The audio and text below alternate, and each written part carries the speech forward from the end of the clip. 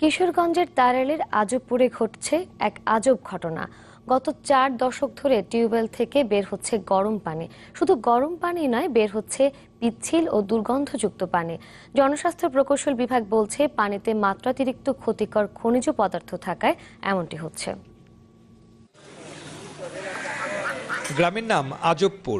নামের মতোই এখানে ঘটেছে আজব এক ঘটনা। টিউবওয়েল থেকে বের হচ্ছে গরম পানি। শুধু তাই নয়, এখানকার পানি ঘন ও দুর্গন্ধযুক্ত, দেখতে অনেকটা সাবানের ফেনার মতো। কিশোরগঞ্জের তারাইল উপজেলার ধলাই ইউনিয়নের 6 গ্রামের কয়েকশো টিউবওয়েলের অবস্থা একই। পানি গরম, পানি খাওয়ান যায় না, গন্ধ ভরে, শৈল জানা হিসলা লাগে। ছোট বাইনে গোসল করলে এই কিছুক্ষণ পরে 3-4 মিনিট পরে হাতে টুসা পড়ে যায়। আত্মীয় স্বজন আইলে এই পানি খাওয়াইতে পারি না। আর অত দূর থেকে এলাকার মানুষও দুধে আইয়ে এরপরে ওই পানিটা খাইতে চায় না।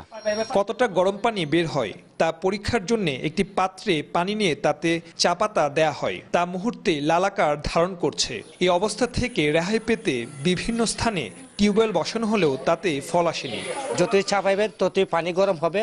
আমরা 5 মিনিটের ভিতরে যে আমরা চা তৈরি করছে ওগুলো অরিজিনাল চা খাইতে পারছি। এমন অবস্থা হয় যে কলসিতে ভরে না ঘরে রাখতে হয়, তারপরে ব্যবহার করা হয়। 400 টিউবওয়েল আমি দিয়েছি, কোনোটা টিউবওয়েলই মানুষ শান্তি মতে পানি খেতে পারছে না। এই 4-5টা ওয়ার্ডে আপনার 2-2.5 কিলোমিটার এলাকা জুড়ে এই গরম পানিগুলি আসতেছে এবং এটার এখন পর্যন্ত কোনো সমাধান আসে নাই।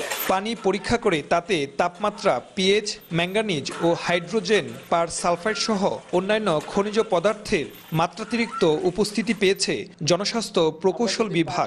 এমনি নরমাল পানির টেম্পারেচার থাকে হলো 24 থেকে 28 ডিগ্রি। তা আমরা ওইটা টেম্পারেচার মাপলাম, ওইটা 42 ডিগ্রি সেলসিয়াস। আমরা ধারণা করতেছি এটা গ্যাসের কারণেই হলো এই পানিটা এরকম গরম হচ্ছে।